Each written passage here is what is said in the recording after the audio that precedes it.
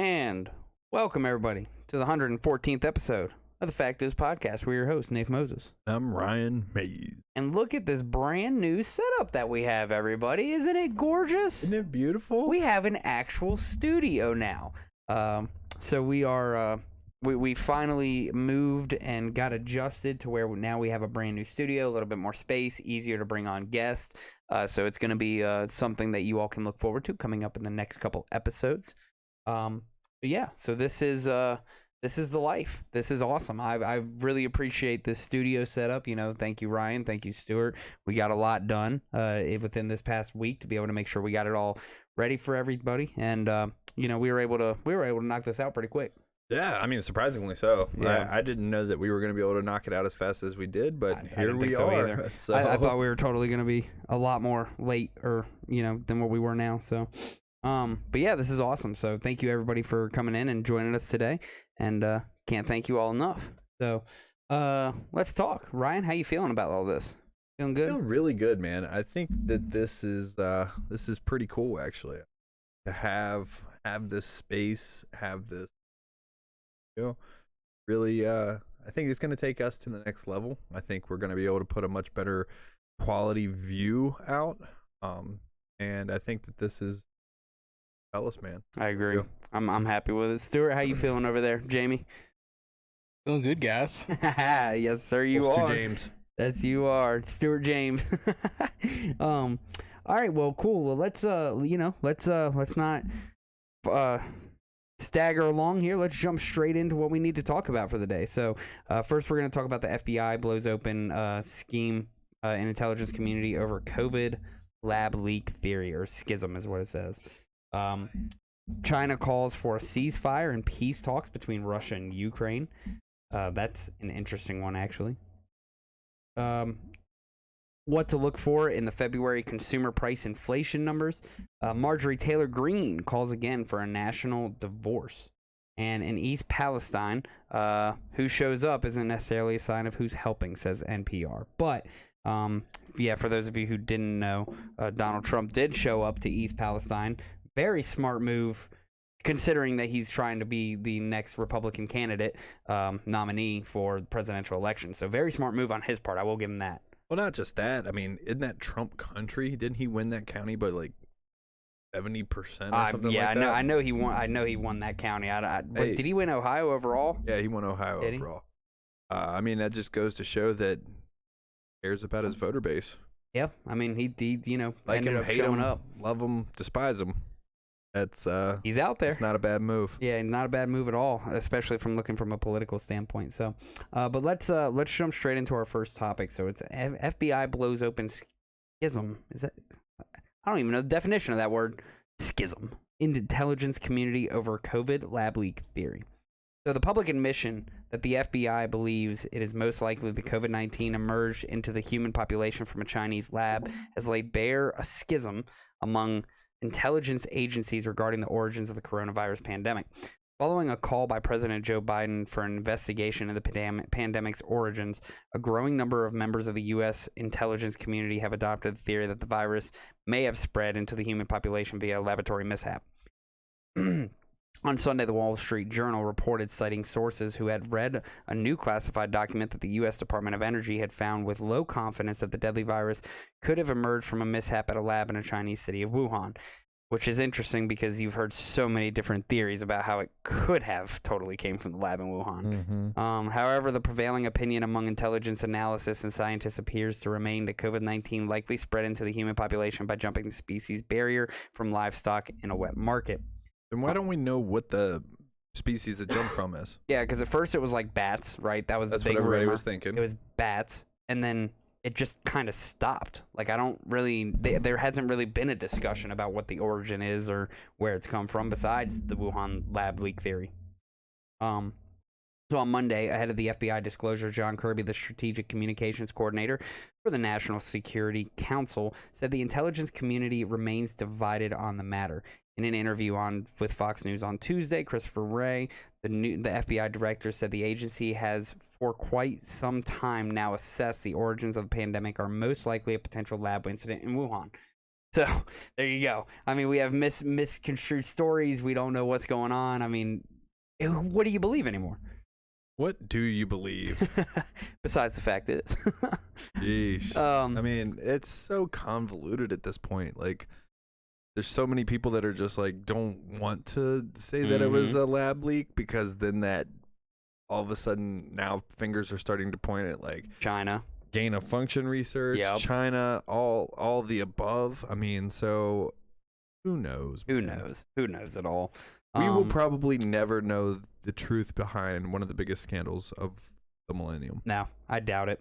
And so we'll just cover a little bit more of this. So he added that he was referring to a potential leak from the Chinese government-controlled lab. The Wuhan Institute of Virology has been implicated as the source of the virus. Mao Ning, a spokesperson for the Chinese Ministry of Foreign Affairs, dismissed the suggestions the second time this week she has done so, describing them as politicalization of origin tracing.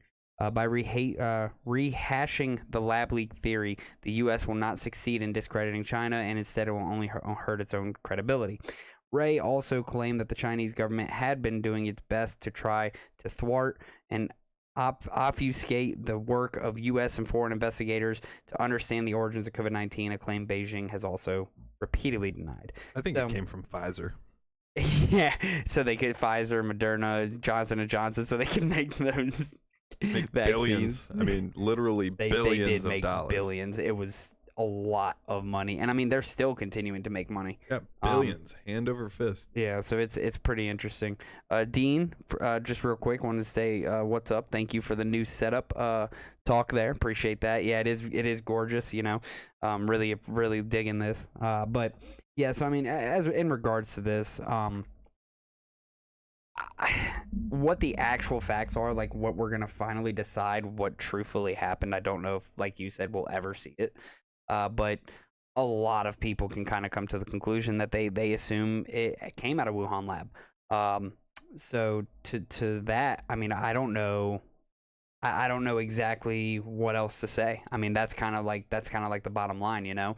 It either came from Wuhan or it didn't, and the fact that we are in 2023 and we can do a lot of assessments, considering, like, you know, whenever a fire happens and a commercial building burns down, they can tell you immediately, basically, where that fire started and how it started. Right? I don't understand how it. Yeah, but biology's a little different. Biology's a little different, and I can it's understand a lot that. bit different, but no, I get what you're saying though. I mean, for every other like major thing that has ever happened, swine flu, bird flu, the avian, like avian and bird flu are the same thing, Right? But you know, they've been able to take it back and point directly at a source in which that jumped from. Why is it that we're sitting here now 3 years later and still have no idea which species it jumped from? Yeah. I mean, because again, it originated with bats. Yeah. That was the suspicion. Like, they even know where like Ebola came from. Yeah. Yep.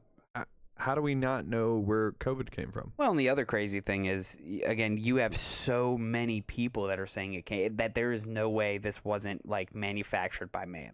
Well, You I have mean, so many different scientists coming out saying that. You have a lot of people reporting on it. You know, it's just a never-ending cycle of whose fault it was. I think Jon Stewart said it best on it. How'd Jon Stewart say it? Is it really so hard to believe that a coronavirus came from a lab in Wuhan named the lab of coronaviruses? The Wuhan Coronavirus Lab. Yeah, I mean, like, it has the name on. So the name of the disease is on the building. So at what point is it just, you know, at what point do you just kind of, you know, wipe your hands clean, say, look, we're putting the blame here, and we'll just move forward? Because even then, let's say we do finally say, okay, we 100% for a fact know that it came from China. What are we going to do about it? We know right now they're delivering. We know they're delivering a Holocaust right now to the Uyghur population over there in China. What are we doing about it? Nothing. So, well, and the other thing is this: it's what is, I guess the the thing that I'm the most confused about is like, what is the purpose now at this point? Yeah. If it was from a lab, it's from a lab. Who cares? Yeah. It happened. We know it happened. It's We introduced. all were there for it when it happened. Yep. So who cares? Like, just tell us where it came from. Move forward. And then stop funding whatever it was that it came from. If Yep. it did come from gain of function, stop funding that crap. Yep. If it came from a wet market, let's put some, stricter regulation in around the wet markets. I like, agree. what are we doing here? Like, we're acting like children. Literally, the whole world is acting like children in this sense of, it wasn't my fault, it was your fault. Yeah. Yep. I didn't do it, you did it. It's like, come on. Yeah. And that's Come on, grow up. and people. that's the point we're at. So again, are we going to see any kind of benefit if we do find somebody to blame? No. I mean, nothing's going to change of it. Nothing. And nobody's going to be held accountable, just like God, countless stories we could You know go what's over. funny too? What's that?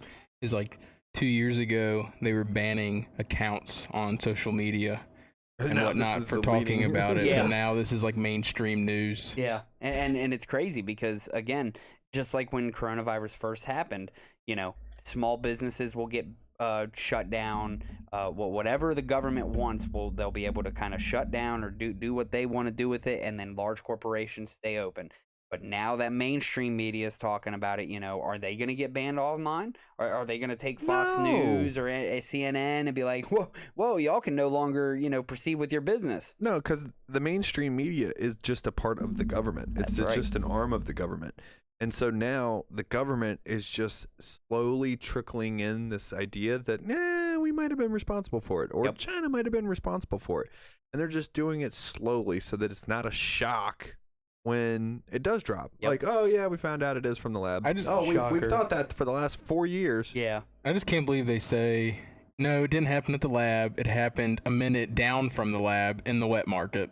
Yep. It's like, come on. Come on. Hey, look over here, Kansas City Hey. Shuffle. I was born at night, but it wasn't last night. Come on. 5 minutes away from the Wuhan Viral Institute of Coronaviruses. Like, come on, man. Also, man, another thing that's come on. interesting, I was listening to something today, and I think it was the Obama administration that put an end to the gain of function and all that stuff. And then when Trump came, it got, Reinstated. it got reinstated under his administration. Mhm. And then now they're talking like it's important to do this research. So what changed from 2014 to now? God only knows. Why was it banned back then? But now this Biden administration saying that, it's good for preventing other pandemics. Okay, well, show us I don't other believe that. pandemics you have prevented before. Yeah. I mean, Before it even happened in the first place, because you're not going to be able to find Well, any. In their defense, I do have to play devil's advocate on this, because Right. if they prevented a pandemic before it happened, then obviously we'd have never heard We'd of it. never know about it. But at the same time, let's take this virus, let's make it real deadly. Like, it's kind of deadly right now, but let's make it real deadly. No, you know what they need gain of function for? You know why it's so important? So that they can release the next one and then control us even more. Like, think Okay. about it. It's 3 years later, and we still haven't regained the freedoms that we lost fully. I mean, we're about 94% there or Right. so, but we still haven't fully recovered All all those of our freedoms that we lost in that time. And what was it just the other day? That now they're trying to pass a bill, if I'm not mistaken. It's called like a warrantless surveillance bill. So they, They're just trying to pass that law so they don't get in trouble when that comes out. They've been doing it all the whole The time. whole time, yeah, right. Because they were talking about how it was used for counterterrorism, which is completely understandable. If you want to use well it then- against terrorists. Well, yeah, but then they also just labeled parents at school board meetings like, terrorists. Or the gentleman who created Fieldcraft Survival to help people just to just be able to learn how to survive out in the wilderness and how to live off your own means. They declared him a terrorist. Mike Glover, thank you. I was trying to remember his name. He was just on the Joe Rogan podcast, and they literally declared him a terrorist, a domestic terrorist for that. That's, you know, what's crazy is like that letter did come from the Attorney General. Right? Is it the Attorney General, the DOJ guy? What's his name? I'm drawing a blank. Garland. Yeah, Merrick Garland. Yeah, Merrick Garland. He sent out the memo that, you know, parents who are potentially getting rowdy at a school board meeting could be considered domestic terrorists. Crazy, isn't it? That's nuts. Yeah, just because you want to have a say in your child's life. If they're labeled domestic terrorists, now you can counter surveil everyone. Yep. Anyone who has a child now could go down on that list as potentially a domestic terrorist. Or domestic terrorist, yeah. Who does not agree with the status quo in the school system. So there's that. So it's just like, if the government would just be honest.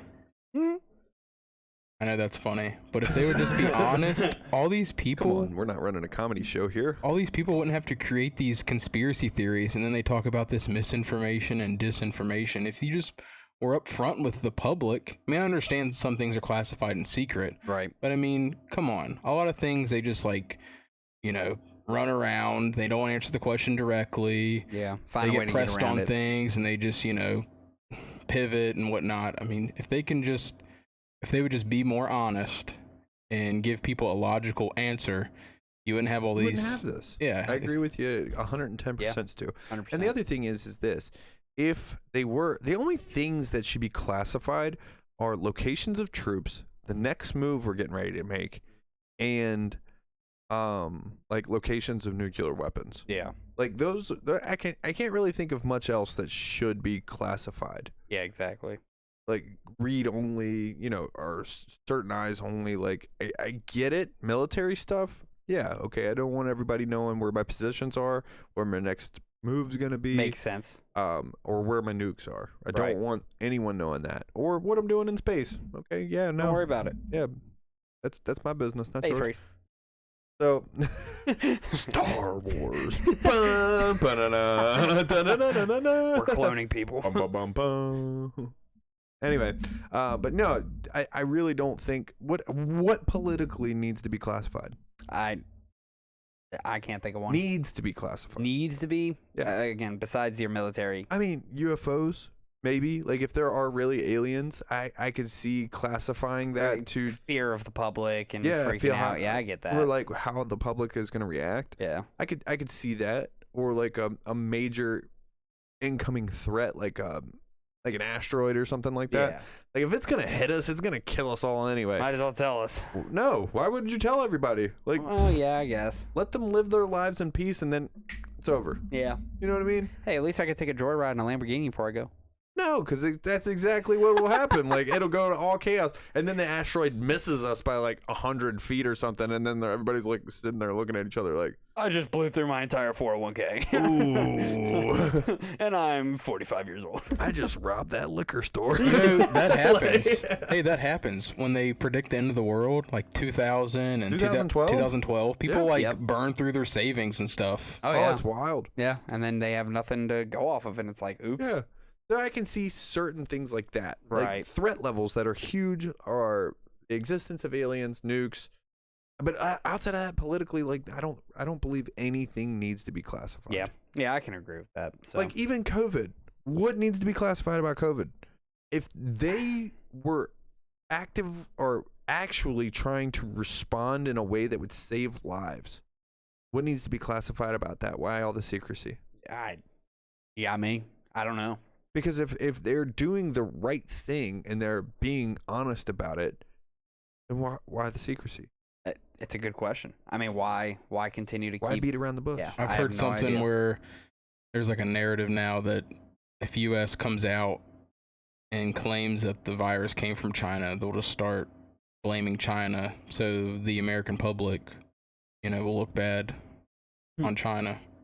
It'll make China look bad to the American people. I think China has enough reasons I was why it should gonna look say bad. they already look bad. I don't think, I think as more and more Americans pay attention to like what is actually going on in the world, I think the more you look at China in this sense, the more you're just kind of like, just they're not good people. Doesn't make sense. Now, I don't know that they're not good people. Don't get me wrong. I think that there's 1.5 billion people in China, yeah, and I'm sure that 1.4999999 of those people are really good people. yeah, But their government sucks. yeah. I mean, Just like our government sucks. absolute power. Just like corrupts, absolutely. Russia's government sucks. Yep. Like all our governments suck because people have power. Mm-hmm. But they could use that to justify going to war with China. Yeah. And that's exactly what it all is. It's a power move. It's a power struggle. Which is interesting. So jumping into the next topic, let's talk about how China calls for a ceasefire and peace talks between Russia and Ukraine. This is interesting, because this one caught me off guard when I read it. Well, that's not going to help the U.S. war machine. No. China is, and maybe that's why they're trying. China is calling for a ceasefire in Ukraine for peace talks as soon as possible in a much anticipated position paper released on the first anniversary of Russia's invasion. As Russia's war in Ukraine enters its second year, Beijing is pushing harder for a negotiated end to the war. It has repeatedly suggested it would be willing to broker any ceasefire negotiations, a proposal Ukrainians are wary of because of China's close ties with Moscow. Dialogue and negotiation are the only viable solution to Ukraine crisis. The 12-point position paper stated all efforts conducive to the peaceful settlement of the crisis must be encouraged and supported. This week, Beijing also sent its top diplomat Wang Yi Moscow, where he met with the Russian President Vladimir Putin, among other officials, and reiterated the only way to resolve the crisis was through diplomatic negotiation. The China-Russia relationship has stood the test of the drastic changes in the world landscape and become mature and tenacious. Wang and Putin, according to a Chinese foreign ministry, read out from their meeting. China has drawn politically closer to Russia since the invasion, signing a no-limits partnership agreement with Moscow in February of 2022, just days before the start of the invasion. There is also talk of a visit to Moscow in the coming months for Chinese leader Xi Jinping, who may have some influence with President Vladimir Putin. Putin sent his sincere greetings to Xi this week and said he was looking forward to welcoming my friend to Moscow, referring to the Chinese leader in his meeting with Wang this week. Yet China is also wary of alienating European countries further with its notable lack of condemnation of Russia's war. In the position paper published Friday, China tried to tread a fine line. There isn't much leverage involved. The document lays out broad general principles, but no real reason why you might want to cease and desist, right? There's no big appeal that you're getting something. There's no big cost if you don't comply, said Ian Xiong, associate professor of the political science at National University of Singapore. So, this is interesting. Why would China be interested in wanting a ceasefire between Russia and Ukraine? Because I can't put my finger into, kind of like what you said, though. It doesn't help with us because our economy thrives through wartime. So maybe they are looking to seize our economy, expanding and continuing to flourish. I don't know. No, in this situation, I want to believe that China actually may have the world's best interest at heart here. Interesting. Because what's going to eventually come from this conflict in Ukraine? World War III. Right. And World War III is not going to be pretty for anyone involved. We're going to go back to sticks and stones. Yeah. So it's going to be one of those things like, okay, you guys are all mad at each other. Really?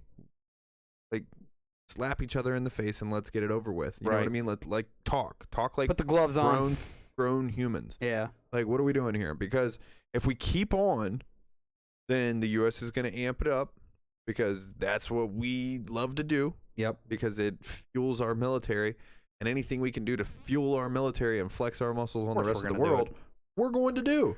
Of course. Especially with who we've got in power right now. Like established politicians, they just seem to, hey, war's good. Yeah. It helps our economy. It helps push, good numbers, and why not? Yeah. Why now, a year later, China is the only one calling for a ceasefire? Because this is where I get cocky about the United States. I think that if it does break out into a massive war, we win. we win. I mean, yeah. Like, we have the military budget of the next 7 largest countries combined. Yeah. So, good luck on that. And you talk about just our military might. Like, I think we have like 25 aircraft carriers. The next closest country is China with 4. 4. Yeah. We may not have the largest nuclear arsenal, but nuclear is literally like last option. Everybody knows that. Nobody's going to push the button. I mean, maybe. But I doubt it, because that means it's all gone. It's everything's over. That's just burn the world down because I can't have it myself. Yeah. And that's what it would eventually happen, because we would just start kicking the crap out of everybody. Yep. Because we have we have the largest Air Force, right? The largest force in the air. We have number 1 and number 2. Mm-hmm. So the Air Force and the Navy. Yep. Are the 2 largest like air. And the systems. Navy actually has more air. No. The Air Force has more. Does it? But the Navy's like a close second. I think a couple years ago the Navy was over top of them with the amount of aircrafts that they had. It's insane. Yeah. And then you talk about not even just that, but like the drone capability that we I have. know. Like we would be sending things into people. Like we even have EMP proof drones. So even if a nuke does go off, we've still got drones flying in the air. Yep, as long as we have the operators in somewhere safe where they're not going to get hurt. So why doesn't NATO call for a ceasefire? Why doesn't Europe? Why don't we? Because everybody's economies are struggling right now. What better way to get everybody out of a struggling economy than wartime, where you can actually start to spend more money to ramp up production in your own countries? Well, and did you all see said it, that? not me. Did you? Did you actually see that NATO is looking to bring Ukraine into NATO now? See, when you look at this, when you really take a step back and look at like this from a 30,000-foot view, I can see why Russia attacked Ukraine. I really can. Right. Like, Ukraine borders Russia. Oh, yeah. Russia's not pushing further out. NATO's pushing in. Yeah. Like we're getting on Russia's border. Yeah. I mean, I know how I'd feel some type of way if Russia was and China was in Mexico and Russia was in Canada. Right. I'd be like, "Whoa, can we do something about Hold this? on, let's take a step back. Like, hold on a second. Why are they right So there?" are you saying Putin was provoked? I mean, if you look at the history of it, where it started in 2004, that's really when the conflict started. Yeah. And you just follow it up, and then 2011, Crimea was taken, and then they annexed 2014 wasn't it the next place? I can't remember the name off the top of my head. But if you look at all the like events that have happened up to that, you know what's real crazy? Russia applied to be a member of NATO in 2000 and was denied. Interesting. Like, why would they deny Russia? Yeah, why would you deny them? Why wouldn't you bring them in and just have one big happy world? Yeah, and then and then the worst ones you're looking at is North Korea and China. Yeah. And even then, like if Russia's on our side, maybe China turns.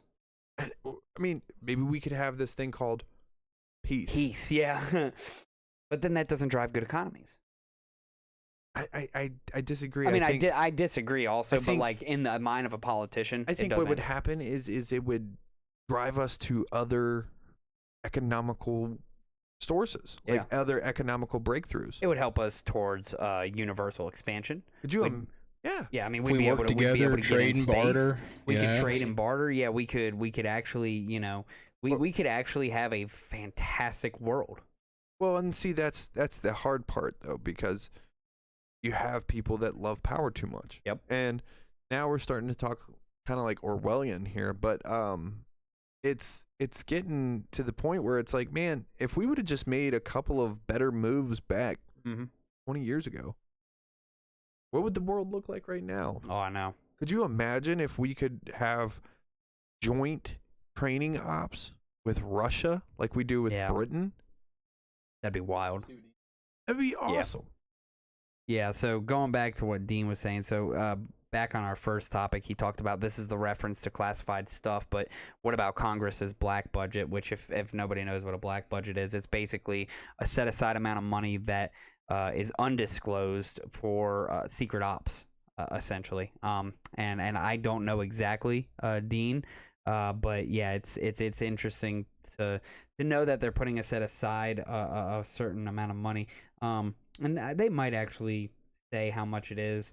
I know it's like a couple billion, but I'd imagine it's a couple billion, but I didn't see the numbers when I looked into that a little bit. Couldn't find the numbers for that. But also Dean comes in and says, so during the Cold War, the U.S. Ran regular end-of-the-world scenarios. They were simulated events where generals and other officials would play the role of the president. Most of the scenarios ended up leading to the decision of whether or not to press the button, and as far as I know, only a handful of people chose to press the button. And those people should have been fired. Immediately. Because, like, again, pressing the button means the end of the world. It's that simple. I mean, when you think about just the nuclear arsenals of the United States and Russia alone, thousands that we know about. That we know about. We don't even know what's really there. And one missile carries like 40 nuclear warheads. Right. You think about that. One missile goes up, 40 nukes come off of it. And once it goes up into the upper atmosphere, dude, this whole thing has got me. I've been looking into some military stuff, man, because I'm like, ooh, I'm getting a little worried about this. Like, how awesome is America's military? Yeah, right. And then I'm getting in here and I'm like, wow, we're really awesome. It's at the point where it's like, if it happens, I just hug your family, stay close. If you have a bunker, good for you. If not, I don't know, hope man. You played Fallout 3 because you got to try to survive, brother. Good luck. There Dean, ain't no pressing pause in the middle of this one, though. Yeah, no pressing pause. You can't go back to your last save point. Dean says peace doesn't make money. Yeah, that's exactly how we thought. If there was peace, governments wouldn't have any control because there would be no fear. And hammer, meet nail. Yep. I think that Dean just hit the nail on the head right there. Yeah. Without fear, what kind of control can you have? And look at what they just did with COVID. Uh-huh. Look at the amount of Power and control. And power they figured that they found they had, right? Being able to shut down whatever businesses they wanted to, forcing people to comply, forcing people to get vaccinations, whether they believed in it or not, simply because of the fear of losing their job, not being able to support their family. We showed the government what we were willing to give up with COVID and with a lot of different things, and it's only going to continue to get worse. I have to disagree. I think, yes, we gave up a lot during COVID. Right. Because we were, it was an emergency situation. We had no clue what was going on.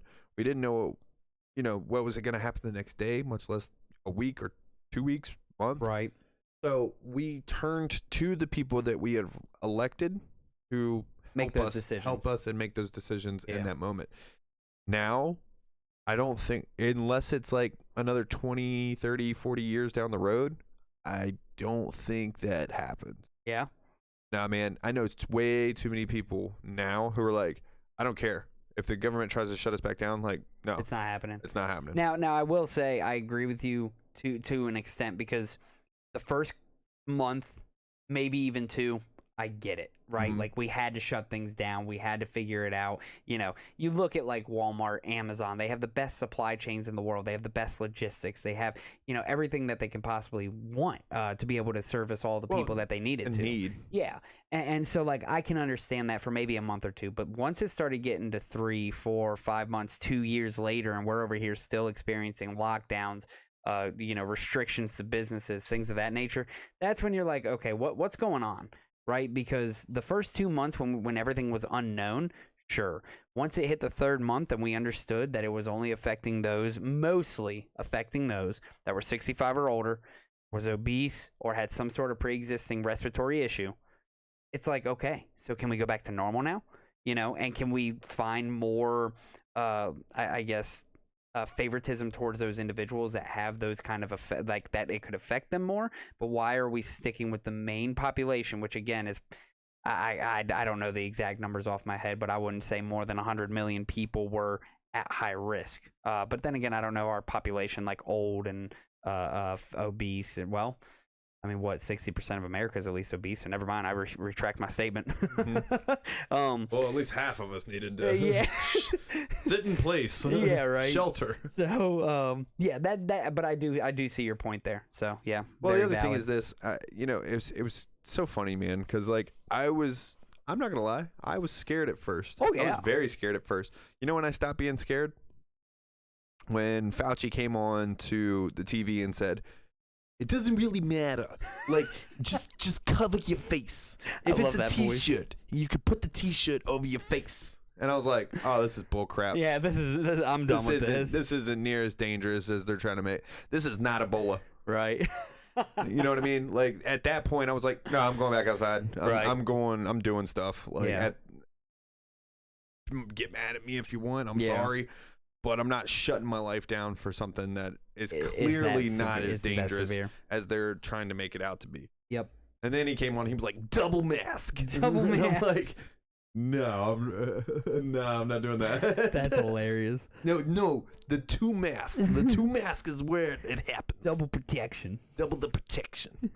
But yeah, so full circle, bringing it back to China and calling for a ceasefire.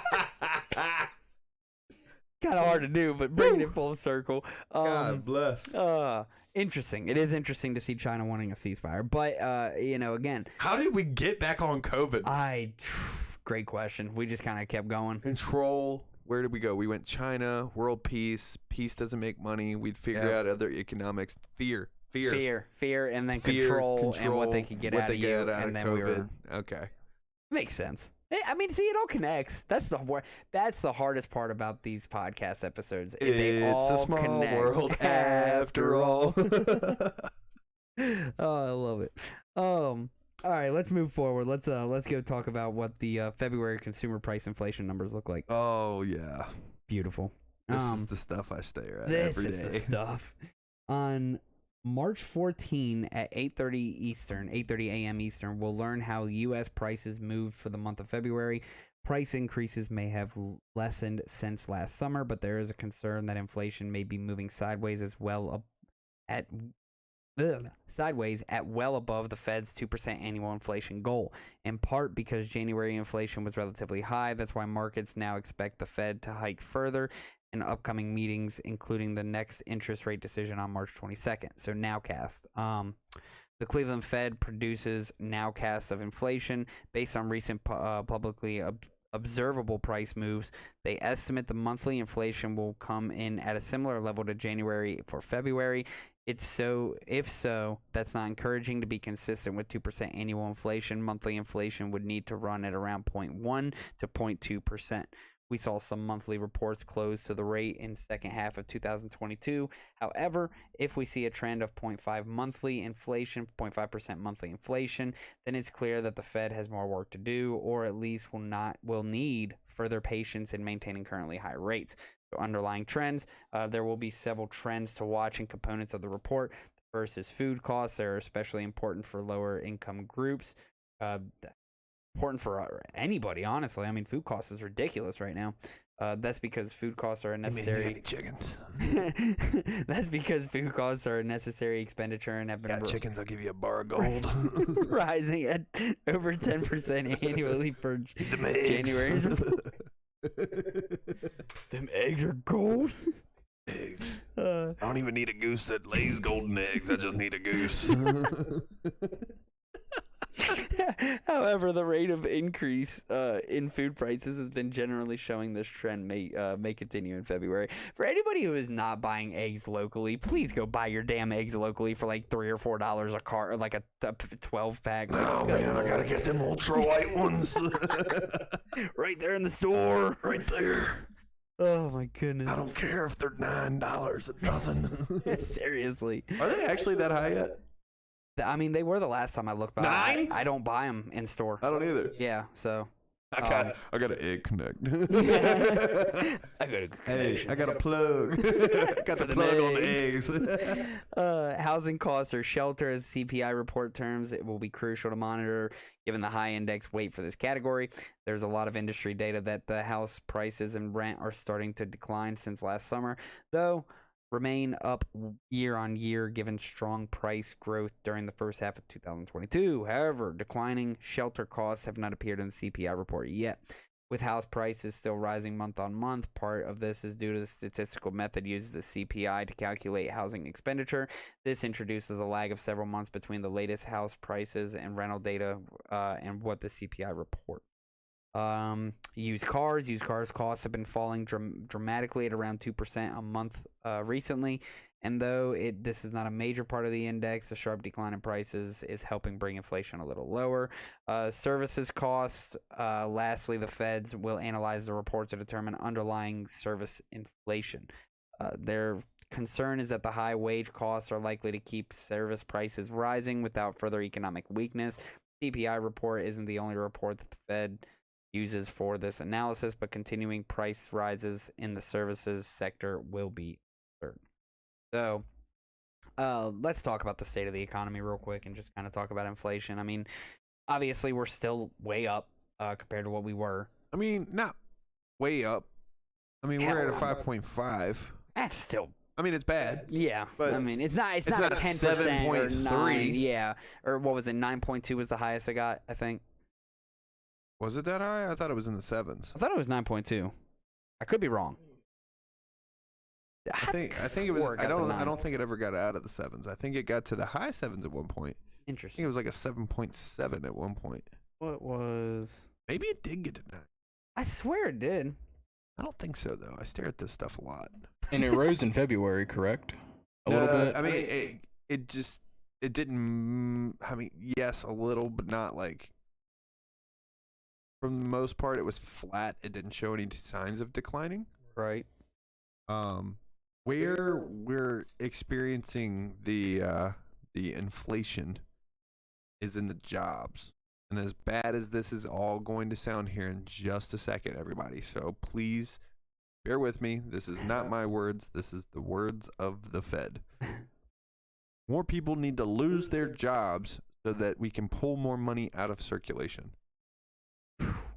Yep. That's crazy. The Isn't job it? market is too strong right now. People are still spending too much money. What Wow. would this country look like without the Fed? God. Talk dirty Beautiful. to me, Stu. Yeah, I was gonna say beautiful. So y'all might actually be right. 2021 was 7%, and it looks like 2022 was 6.5. I could have sworn it was a lot higher than that. No, it just felt like it because you were staring at those eggs at eggs. 9.20, $9.20. You're like, oh, 9.2.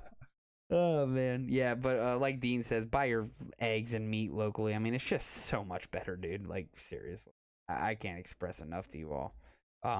And then the quality is just delicious. So please make sure you all get local eggs and meats.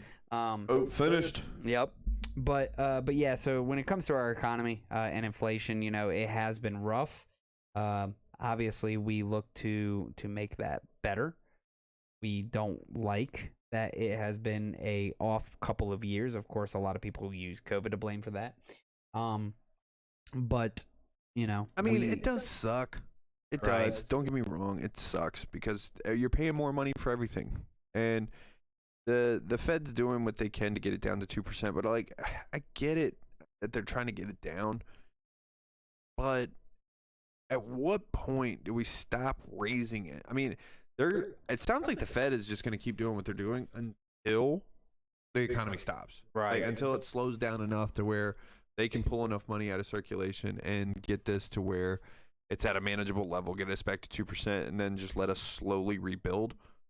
But what they're trying to do is they're trying to execute a soft landing. And the soft landing is working to an extent. The economy's still strong for the most Right. part. Job market is still strong, which is hurting their cause here.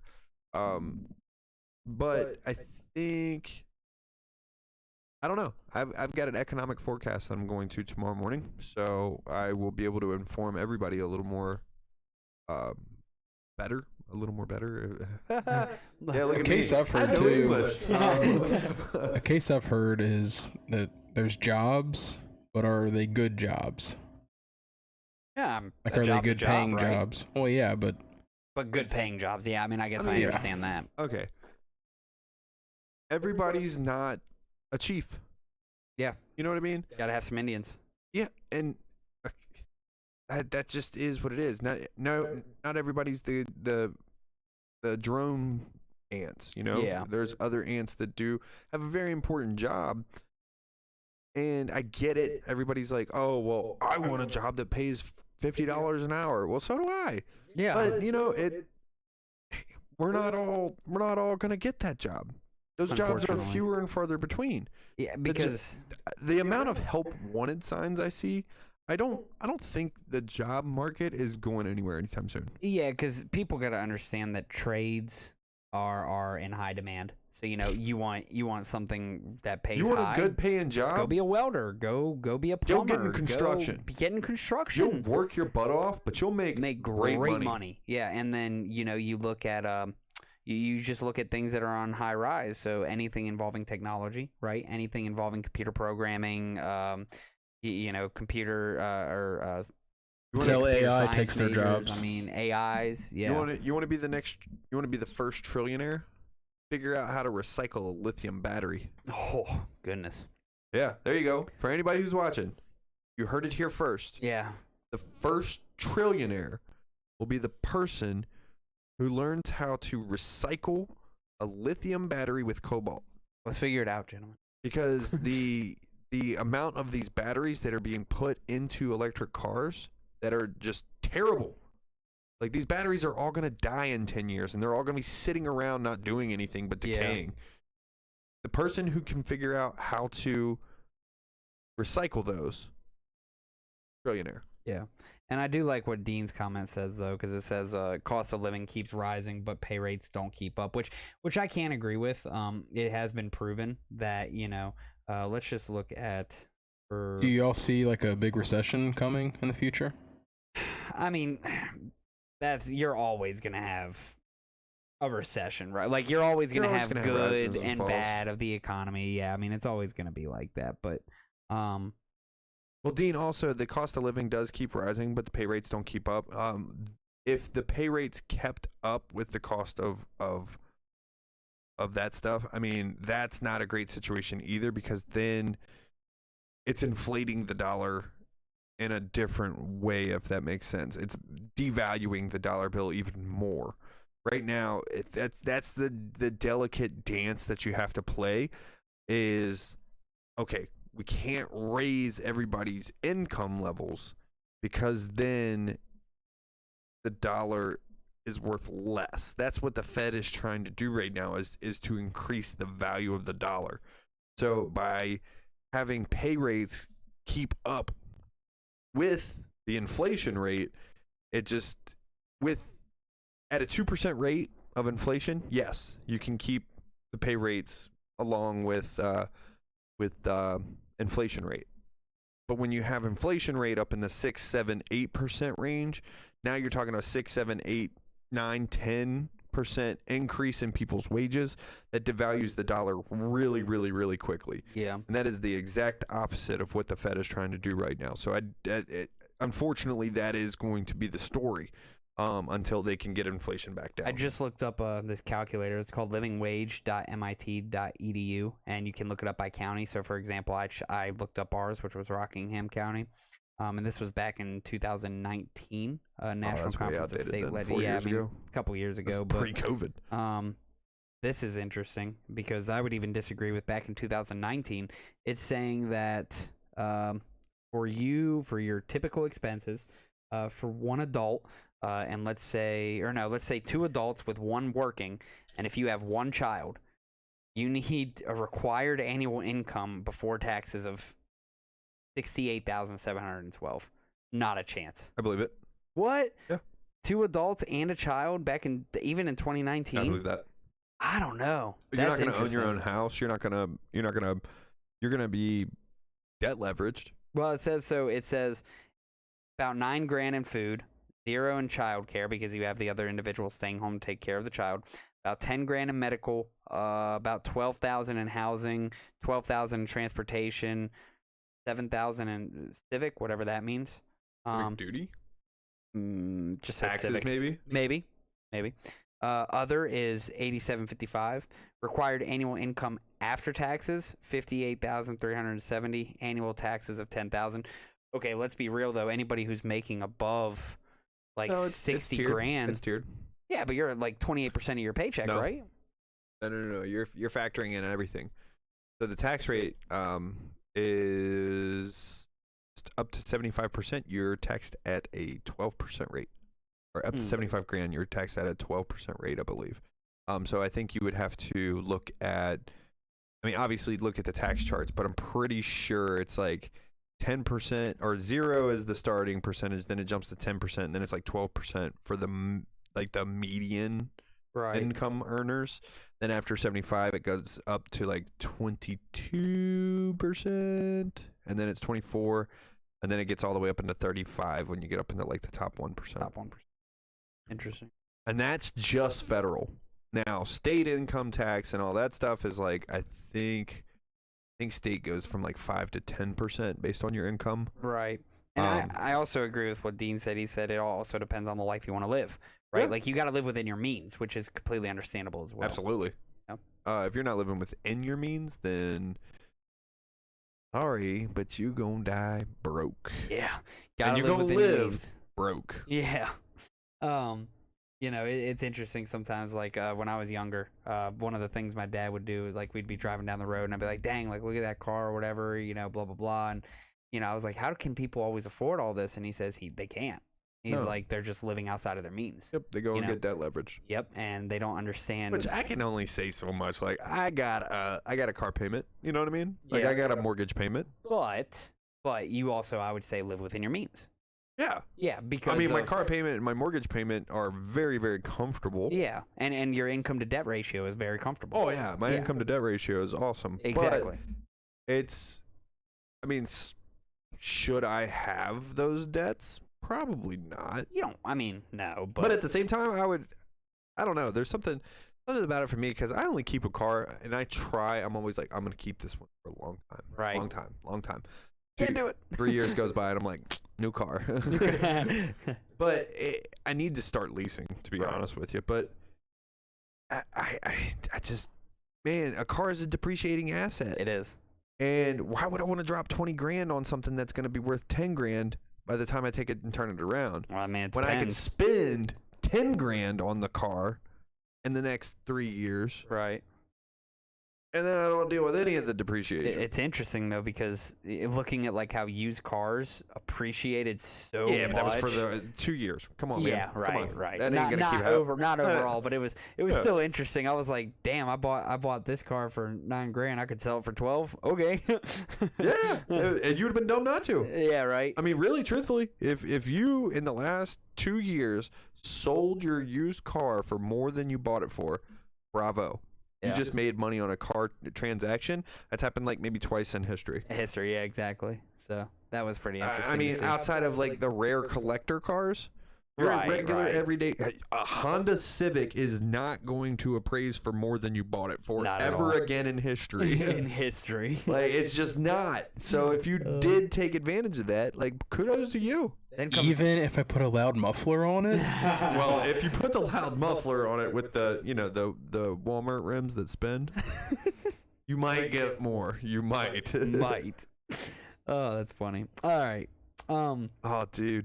I saw a funny video about I'm sorry, let's hear this. so high sidestep, but I saw a really funny video about a Honda Civic the other day.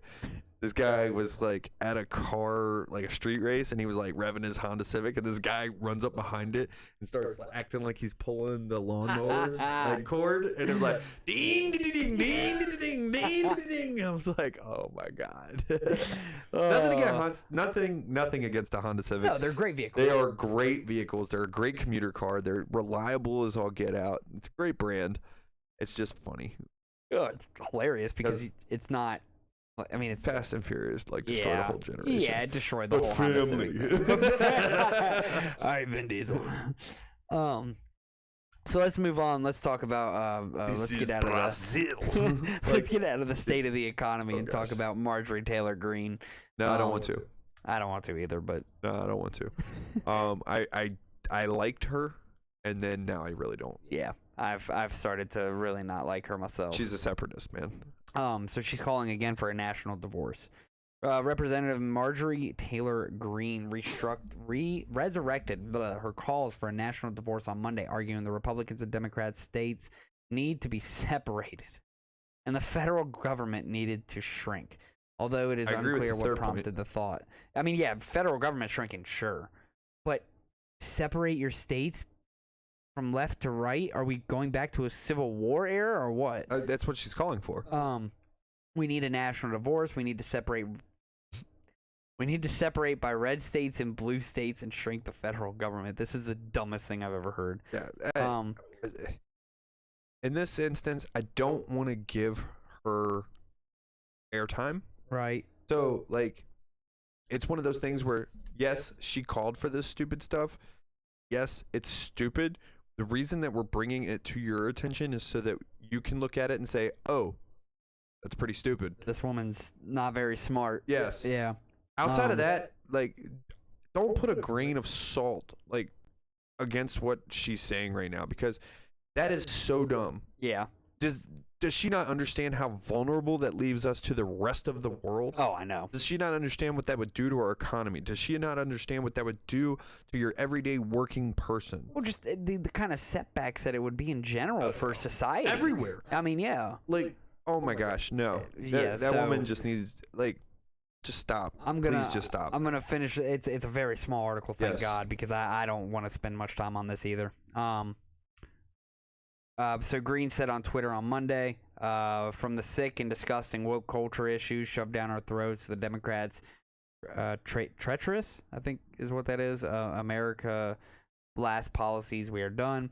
It was not the first time that Greene had suggested the idea of national divorce in late 2021. Greene said voters who brought ruin to California shouldn't be allowed to do the same state like Florida. All possible in a national divorce scenario, Greene wrote on Twitter in December of 2021.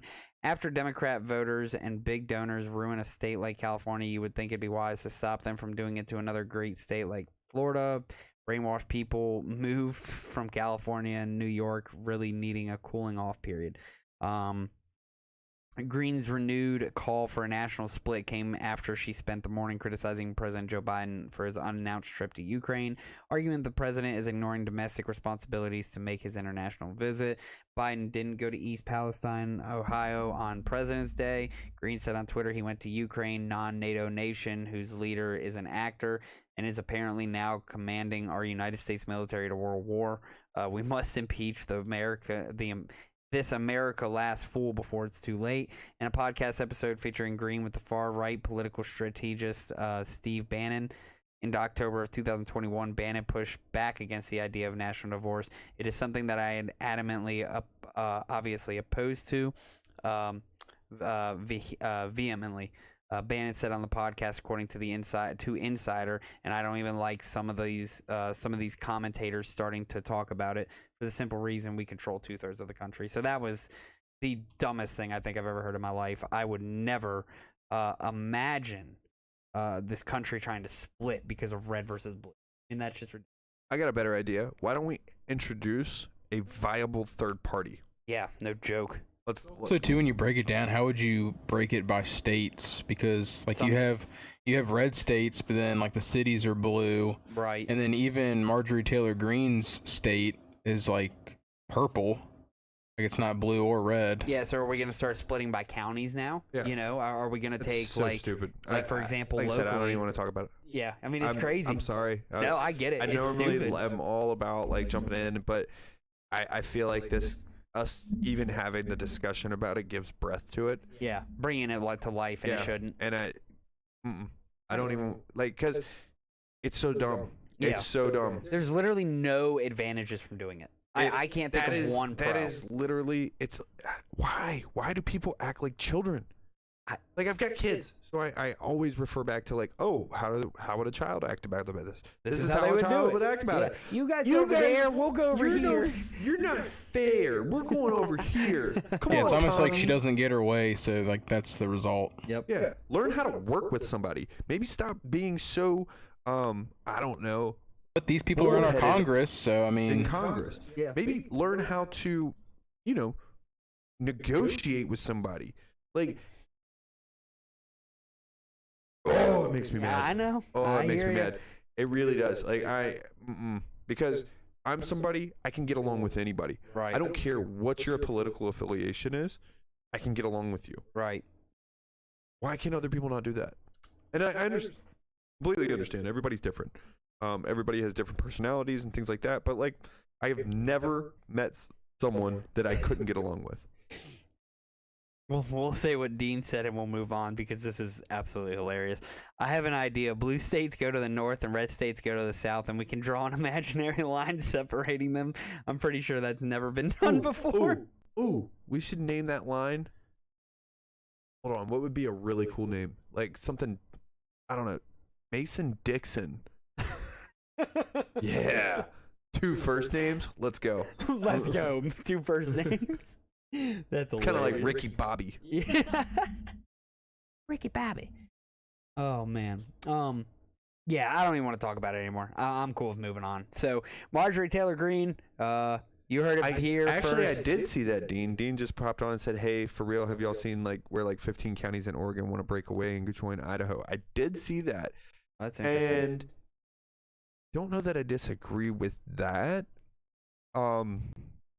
It's just like the talk of here in Virginia. You know, there was some grumblings before about letting Nova be its own state, like Northern Virginia, Southern Maryland become its Right. own state and create 2 other states because the population differences are so vast that one area of the state controls the policy for the rest of the state when the rest of the state has nothing in common with that one area of the state. And I saw the argument for that. It was Portland is right outside of Portland. I think they want to break away and join because they don't agree with Portland's philosophy at all. They don't Interesting. or their politics, and they do agree more with what Idaho's got going on. And But then just vote differently. why do we have state lines? Like, vote differently. It's as simple as that to me. Well, no, see, you can't. That's the hard part. When you have one part of your state that is so much denser than Right. what you are. Think about it like this: who would win in a vote, Fairfax County or Page County? Fairfax. Well, of course. Yeah. So do the people of Page County ever get heard? I see where you're going with it. But then if that's the case, move out of your county, maybe? Why should I have to move? Yeah, good point. Interesting. It is an interesting thought, though. Like states joining other states. Yeah. Why do we have states in the first place? Well, I wouldn't want just one federal government. yeah, because then you go under the idea of one government. I get would be that, but kinda like, concerning. I mean, But I see what you're saying. Like, it's all land. yeah. Like, it's all what land. makes that mountain over there the difference between us and West Virginia? That is a good question. How did all that establish? I guess it would be local governments kind of claiming 2 guys stood territory at the back. top I of that don't- mountain and said, This is the divide. I don't like you. The other guy said, I don't like you either. They said, well, why don't we make this line right here, Well, right across what these was the mountains? story behind? Because Virginia was all one, and then West Virginia broke Split in away. the Civil War. Oh, yeah. I Civil. don't, Oh yeah, I guess it was Civil War, North and South. I don't Yeah. know the origins of it all. No, though. West Virginia didn't believe in slavery. I think that was the biggest one. West Virginia didn't believe in slavery. Virginia went with slavery, and West Virginia broke off because of that. That's interesting. So actually, real quick, I can touch up on this before. So I was in a training recently where a gentleman was talking about how there are states that will like border each other, right? And let's say an incident, let's just take Arkansas, for example, and it's bordering Missouri, right? If something happens in Arkansas, but a Missouri fire truck is like closer to that situation and would respond and get there quicker, they're not legally allowed to actually go and do something about that situation. Yep. You have to wait from something from Arkansas. Yep. Isn't that insane? No, that's the same thing with cops. That's crazy. Now, did you know that though. a police officer, a state police officer, not a sheriff, not a, if they're in pursuit, I believe they can do that until that state's police officers arrive. But then they have to immediately like stop pursuit. Yeah. Well, and it also depends actually on the, like, for example, let's just talk about like here in Harrisonburg, right? If Oh, yeah. Nave. Oh, jeez. Gosh, in this giant area right on JMU's campus. No, we're actually he's just joking. I'm actually in actually West in Virginia. Arkansas. Oh. That's Wait. where we are. I'm in Tenochtitlan. But for example, I'm like actually in Peru.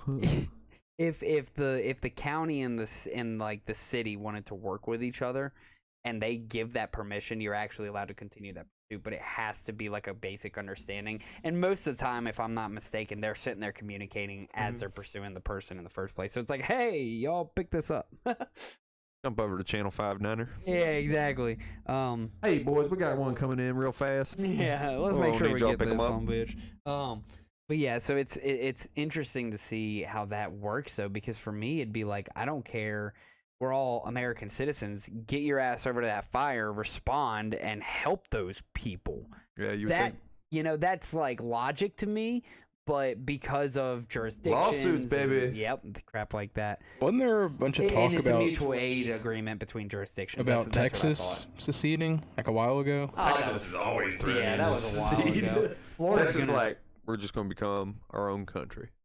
California's gonna secede as soon as the San Andreas Fault San Andreas breaks. Fault ends up breaking off. Yeah, they're just gonna be floating out there in the middle. of the Dude, ocean. I've been hearing about that since I was a kid. They're like, oh, California's going to break off, and then everything will get better. Right. I was like, why? Why would y'all say that? And Yeah, then that's now that what I've I'm gotten like. older, I'm like, You're right. The point of the states is to have like individual kind of little countries, right? yeah. And I mean, you're under this federal government, but also each state, has different laws and different ways Yeah. of doing Different things. environments, too. I mean, Yeah. you got to think our environment is completely different than what Arizona's is. Yeah, that's a good point. It's like we talked about with the school systems before, different states should have different curriculum because of their environment and their resources and what's going to be pertinent in their job markets and things like that. Yeah. It was just a question I was just posing. No, it is. Like, It is interesting. Why would there be states? oh wait, so that The people at the top don't have more power. It is interesting though. To think about how you could reorganize if you didn't have something like states. Do it like districts. The Hunger Games. Volunteers tribute.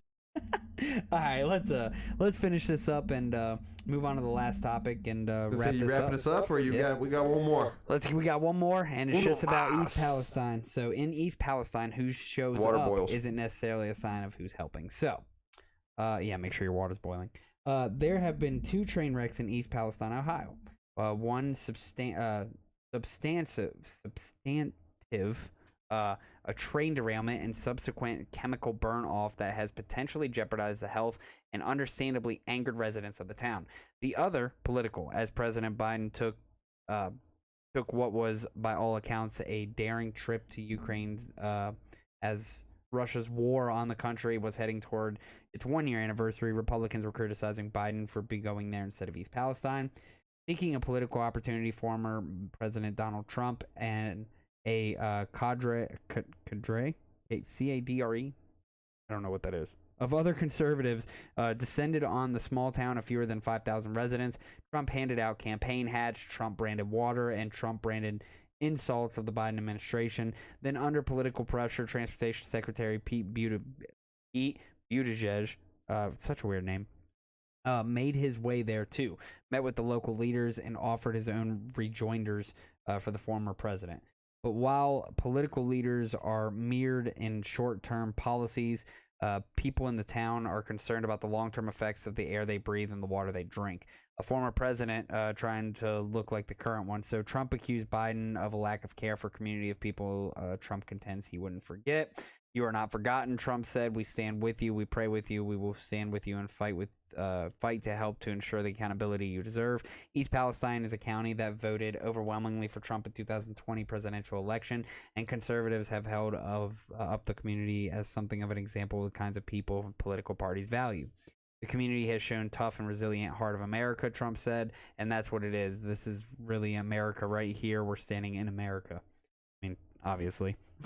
I mean, he just has a way with the you know what I words. mean. There have been Gosh, pitched The greatest battles. speaker of our time. Bigly. There have been pitched battles in recent years at the time when the country is in the midst of political realignment that largely centers on education and geography over what real America is and who real Americans are. The more Republicans have won over white working class voters, the more they've been brought into the GOP's fold of who counts. And Trump's trip was as much intended to highlight that and put Biden's handling of the disaster on the spot as it was Trumpian piece of political theater designed to reestablish himself as a main figure contending the GOP presidential nomination in 2024. Trump, with the podium and red hat and flags, wanted to remind people, his voters, that he's still a big dog. So I agree with that to an extent. but I also disagree because I do believe Biden should have been there. Absolutely. You are the president of the United States. You have He people that are deserves concerned. to be called out for not being there. You have people that are concerned. You have people grilling these reporters. Did y'all see what I sent in our chat the Yeah. other night? They were grilling. I mean, they were on the EPA like FEMA, like white on. I mean, they just would not stop asking questions. They wanted accountability. They want to know. Absolutely, they should get it. Yeah, where's the results? Why Where's is the this a danger? There. Yeah, Taking care of Americans. Like I agree with that. A terrible thing just happened. Now, and in Trump's defense, I mean, let's be honest. This is a smart political move. It is. You have it's people. not. I would say that's more of the. I would say that's more of the call against him. Like, Right. oh, this is purely a political move. However, on the flip side of that coin, this is a county that deeply cares for the man Yeah. and deeply showed support for the man, and he is returning that support with support that he can give. Yeah, I mean, he was giving out water. He was giving out he's- branded stuff. He's Yeah, I only mean, got so much that he could do. I'm sure he could throw a couple of billion at it, maybe, sure. or maybe a couple 10 million, 15 million. But what is 15 million really going to do for a community? Yeah. It's going to help. A little bit. It would help. Yeah, make a nice little dent. And I think if he did, but then what happens on the next disaster? Yeah, You know what I exactly. mean? It's a slippery slope. Him showing up, him doing what he's done so far is showing that community that supports him that he supports them. Right. I don't think that's that's a bad thing. And yes, I understand it was a political move, but it was a good political move. And if the other guy, Biden, was smart, he would have done the same thing.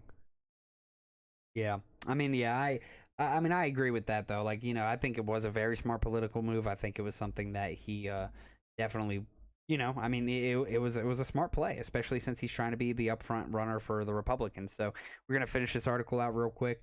Under political pressure, Secretary Buttigieg, himself a former Midwestern mayor, made the trip to East Palestine this week, 3 weeks after the disaster happened. Leaders show up. Representative Bill Johnson, Republican for Ohio, told Fox News ahead of the trip, and he hasn't been here, and this is sending a big signal to the community that the administration just really doesn't care and the message they are receiving. Biden said Friday that he had no immediate plans to visit, but pointed out the administration officials were on the ground within 2 hours of the derailment. The White House has previously noted that that included teams from the Environmental Protection Agency and FEMA who were coordinating with local agencies and first responders, and that the president was in communications with Ohio Governor Mike DeWine and neighboring Pennsylvania Governor Josh Shapiro. I have spoken with every single major figure in both Pennsylvania and Ohio, so that the idea that we're not engaged is simply not there, noting that he was keeping close tabs on it. White House officials said Saturday the federal teams are going door-to-door in East Palestine this weekend to check on families. EPA Administrator Michael Regan, who traveled to East Palestine earlier this month, was sharply critical of Norfolk Southern, the rail company who train derailed, for not showing up. They have to show up, and they have to make amends with the community. Reagan told NPR's All Things Considered this week, they caused this mess. They have to clean it up, and they have to prove to us in the community that they're genuine in all the declarations that they've made. Not showing up to public meetings isn't a great way to start. Asked about the lack of trust in the federal government from the community in the wake of the disaster, Reagan invoked the importance of being transparent with residents, providing resources, and also being there. Number one, we have to continue to show up, Reagan said. We have to be in these communities. So while in town, Buttigieg called for stranger rail safety rules, fielded questions from reporters, and swatted back at Trump while trying to stay focused on the substance. One thing we can do is express support for reversing the deregulation that happened on his watch, Buttigieg said on Trump. It's true that Trump reversed an Obama-era rule put in place that required trains carrying hazard materials to be retrofitted with electronically controlled braking systems, but there's no evidence that that could have prevented this situation, essentially. Safety advocates also said DOT had been slow to respond and that it could have reinstituted the rules when Biden became president, but didn't. So there's just more bickering back and forth. I can tell you this much. This was 100% preventable, Homendy said at a news conference this week. But conservatives who have descended on the town to call out Biden from afar for not being there in person yet haven't offered much in the way of real solutions to prevent the kind of disasters for the future, like any regulations that might support which the industry has lobbied against. Enough with the politics, Homendy said. I don't understand why this has gotten so political. This is a community that is suffering. This is not about politics. This is about addressing their needs, their concerns. That's what this should be about. And I agree with that, right? This should be about the needs and concerns of the people. But I would also agree to say that the President of the United States, if not the VP of the United States, somebody needs to get over there as a figurehead, and even if it's just one day, like a 2-hour long, I'm gonna have a speech, we're gonna talk about this, I have teams on the ground, report all your questions to them. You just need a freaking leader to show up and talk. That's what you need. That's what the president is. They're a leader. We're not asking for Biden to be the guy that everybody contacts when they have questions. You got to be the guy that goes there to reassure everybody that we are here, we are helping. These are the numbers you contact. These are the people that you're going to get a hold of, and it's as simple as that. So I think both sides are making it political, and they're not actually giving a damn about the community. Ultimately, that's my thought. What's going to get me votes?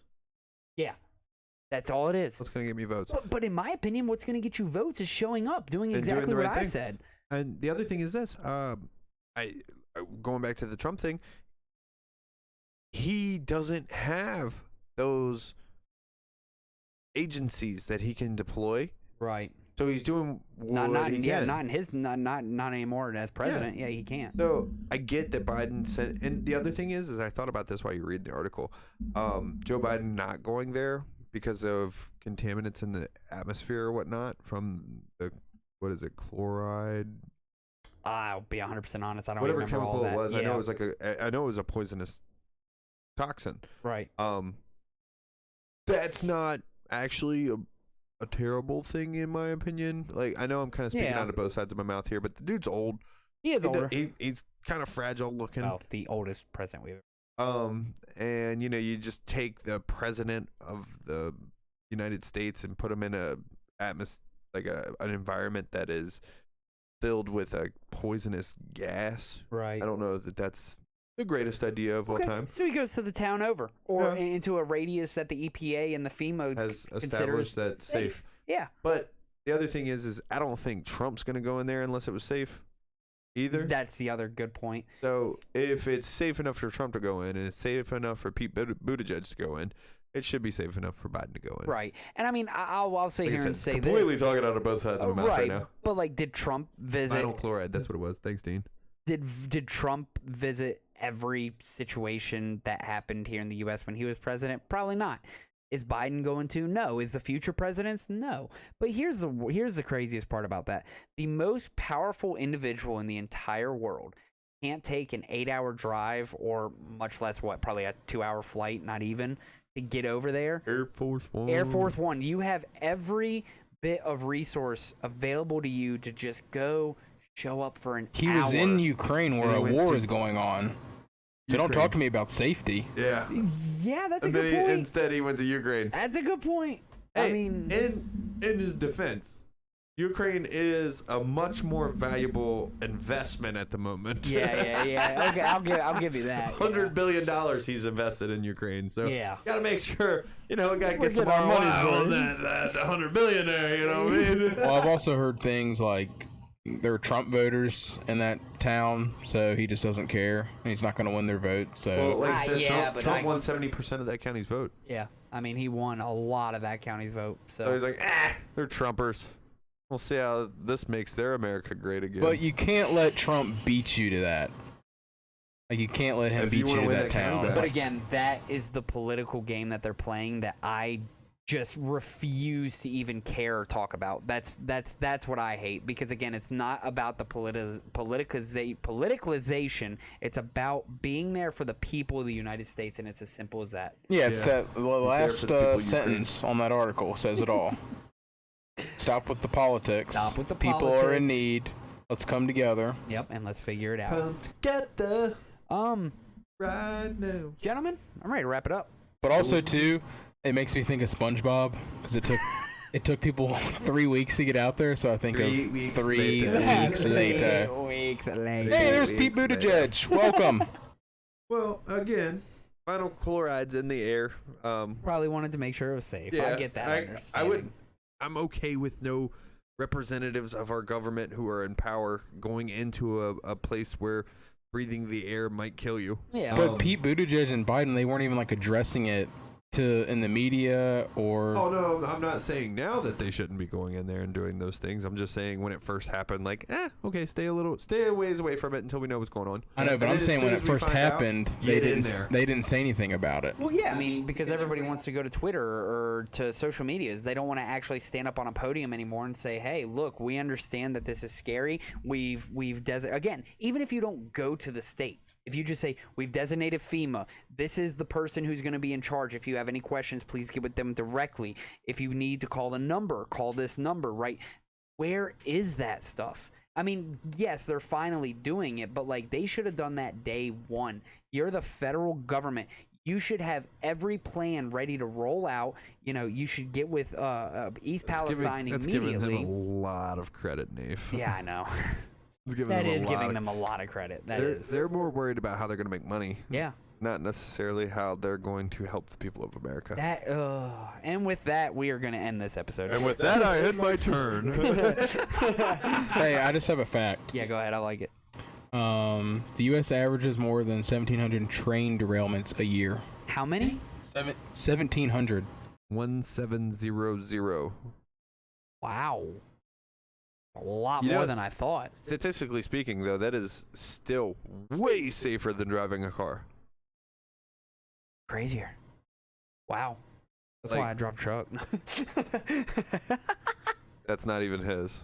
Oh. Oh. You got me. My girlfriend has a really cool truck. I mean, just for perspective, Pony boy.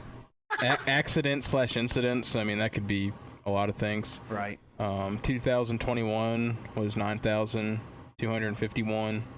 2020 was 8,794. Train derailments? Accidents, incidents? Yeah, like accidents or incidents. 2019 you have 11,000. 2018 11,000. 2017 11,000. So, I mean, there's thousands of, Tens of incidents and thousands. stuff Yeah. each year.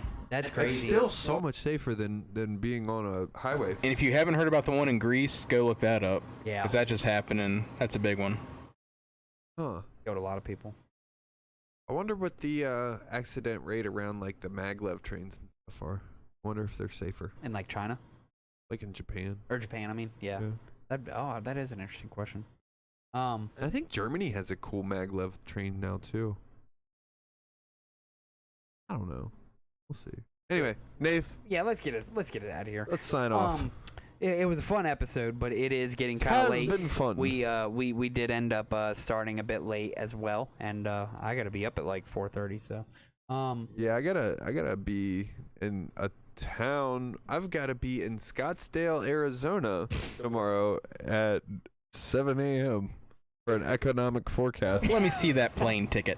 let me see. Yeah. I don't know what plane you're talking about. I live in Phoenix. Perhaps a train. Perhaps you're taking a train there.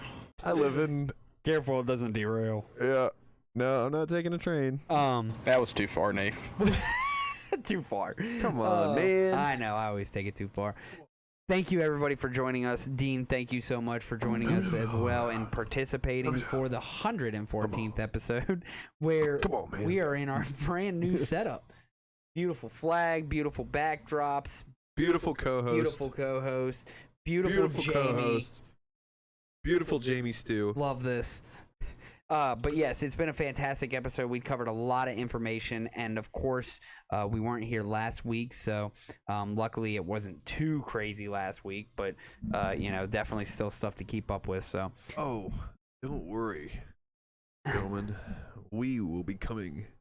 Now that we have this awesome studio, yes, we're going to be doing the show with the same quality, but just more enthusiasm. more Because enthusiasm. we are official now. We are official. It is happening. We do look to have some potential guests coming on in the future, so please stay tuned for that. It could even be as soon as next week, but it just depends on their schedule as well. Got to make sure we work it out with them. Love the facts. Thank you, Dean. Love the setup. Thank you. Great job to you, and thank you for what you do, you beautiful man. Old Faithful. Old Faithful. So, with that being said, this was the 114th episode of The Fact Is. Please make sure you all do the one thing you can do to help us out the most and share this with everyone. Share it with people you love, but more importantly, share it with those that you disagree with, because we here at The Fact Is podcast believe that we all have more in common than what we don't. And what we don't. So again, please make sure you get this with everybody. Find us on all of our socials. You can find those listed above in the description. And please make sure to tune in with us next week starting at 8 o'clock. We will start on time next week. Promise. And with that being said, this was the 114th episode of The Fact Is podcast. 114. We're your hosts, Nate Moses, And I'm Ryan Mays. Stu Mo,